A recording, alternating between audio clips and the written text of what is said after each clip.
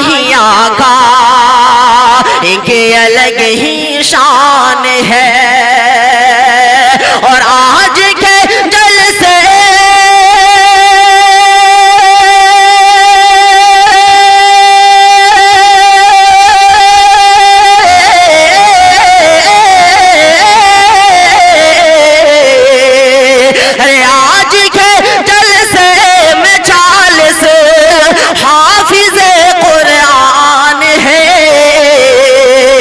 جیسا کہ میں نے حدیث قدسی پڑھی، فضل کلام اللہ علی سائر الکلام کفضل اللہ علی خلقی، یہ قرآن افضل کیوں نہ ہو جبکہ اس کا نازل کنندہ واجب الوجود ہے، جس کا قاصد سید الملائکہ حضرت جبرائیل علیہ السلام ہو، پھر یہ کلام عظیم کیسے نہیں ہوگا جو اس کا نازل کر اتارنے والا امین، جس ذات پر اتارا گیا وہ امین، جس کے ذریعے اتارا گیا وہ امین، جس مقام میں جس جگہ میں اس کا نزول ہوا وہ بلد امین، جس مہینے میں اس کی تنزیل ہوئی وہ تمام مہینوں سے اعلیٰ، وہ تمام مہینوں سے ابتر، وہ تمام مہینوں سے افضل۔ جب قرآن مجید ان تمام خصوصیات کا حامل ہے تو کیوں نہ ہم اپنے جلسے کا آغاز قرآن کریم کی اس مقدس قرآن کریم کی پوتر آیتوں سے اپنے جلسے کا آغاز کریں، اپنے جلسے کی شروعات قرآن کریم کی آیتوں سے کیوں نہ کریں؟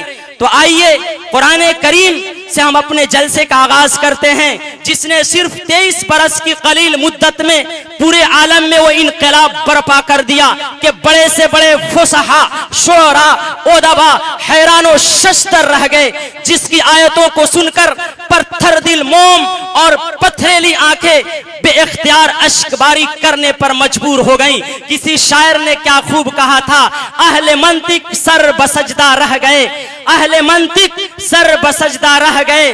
پڑھ لیا جب فلسفہ قرآن کا، یہی ہے وہ کتاب حق جسے قرآن کہتے ہیں، جسے فرقان کہتے ہیں، جسے برہان کہتے ہیں۔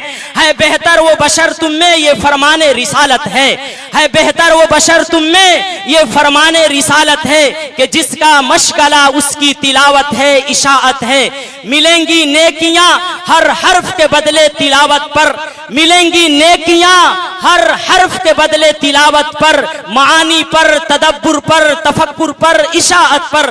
کلام پاک کا حافظ جو بچوں کو بنائیں گے، کلام پاک کا حافظ جو بچوں کو بنائیں گے، سنہری تاج کل ان کے سروں پر جگمگائے گا، سنہری تاج کل ان کے سروں پر جگمگائیں گے۔ عمل یہ حفظ قرآن کا خدا کے ہاں بڑا ہوگا کہ ہر آیت پر حافظ کو نیا درجہ عطا ہوگا۔ کراؤ حفظ بچوں کو اگر یہ مرتبہ چاہو، کراؤ حفظ بچوں کو اگر یہ مرتبہ چاہو کہ اسی اعزاز و عظمت سے سرے محشر جزا پاؤ۔ تصور اس کی عظمت کا کسی سے ہو نہیں سکتا، کوئی اس کی جلالت کا تحمل کر نہیں سکتا۔ اگر ہوتا نزول اس کا پہاڑوں پر تو دب جاتے، اگر ہوتا نزول اس کا پہاڑوں پر تو دب جاتے، خدا کے خوف وحشت سے لرز جاتے اور پھٹ جاتے۔ اگر چاہو بسر ہو زندگی اسلام پر رہ کر، اگر چاہو بسر ہو زندگی اسلام پر رہ کر، نہیں ممکن مگر قرآن پر رہ کر۔ اگر چاہو زندگی ہو بسر اسلام پر رہ کر، نہیں ممکن مگر قرآن پر رہ کر۔ خدا نے خود عنایت کی کتاب زندگی تم کو، خدا نے خود عنایت کی کتاب زندگی تم کو، دوامی دے دیا نصاب زندگی تم کو۔ قرآن کریم وہ کتاب ہے جس نے فَأْتُوا بِسُورَةٍ مِّن مِّثْلِهِ کا چیلنج دے کر جمود و تعدل اور انتشار و اختلاف کو دور کر دیا اور حکمت و دانش کے ضابطے بٹھائے۔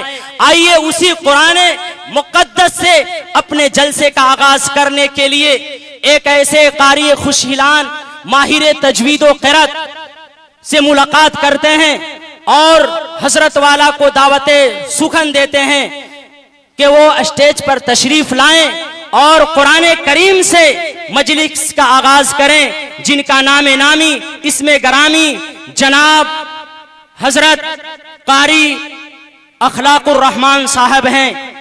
محتمیم مدرسہ جامعہ ڈی کے شکارپور سے درخواست کرتا ہوں اس شعر کے ساتھ کہ کہہ کہہ کے سب سے اپنی پریشانی حیات، کہہ کہہ کے سب سے اپنی پریشانی حیات، کیوں کر رہا ہے خود کو مبتلا عذاب میں، کہہ کہہ کے سب سے اپنی پریشانی حیات، کیوں کر رہا ہے خود کو مبتلا عذاب میں۔ ایمان نہ بیچ غیر سے جا کر مدد نہ مانگ، ایمان نہ بیچ غیر سے جا کر مدد نہ مانگ، حل مشکلوں کا ڈھونڈ خدا کی کتاب میں۔ اور یہ کہ یہ قرآن ملا ہمیں رب دو جہاں سے، یہ قرآن ملا ہمیں رب دو جہاں سے، جس کا سرا ملا صفے آسماں سے۔ قرآن کی تلاوت کا یہ فیض ہے، قرآن کی تلاوت کا یہ فیض ہے، خوشبوئے جنت آتی ہے میرے مکان سے۔ ہر لفظ اس کا دل میں محفوظ ہے منکرو، ہر لفظ اس کا دل میں ہے محفوظ منکرو، ممکن نہیں اس کا مٹانا جہاں سے۔ جناب قاری صاحب اسٹیج۔ السلام علیکم ورحمۃ اللہ وبرکاتہ۔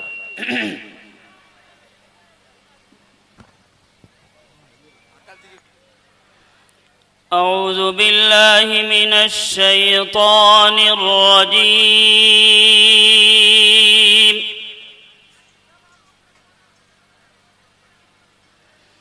بسم اللہ الرحمن الرحیم۔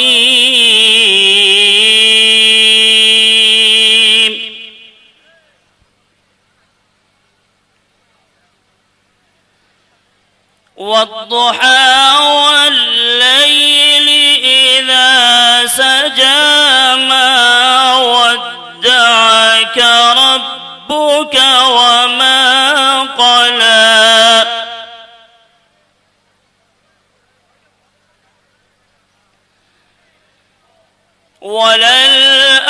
وللآخرة خير لك من الأولى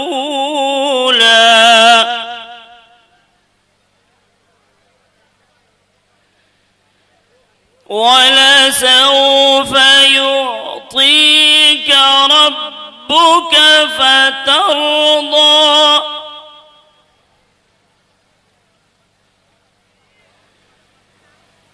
ألم يجدك يتيما فآوى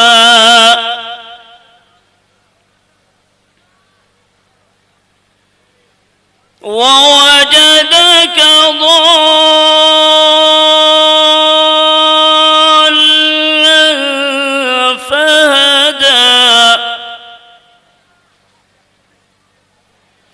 ووجدك عائلا فأغنى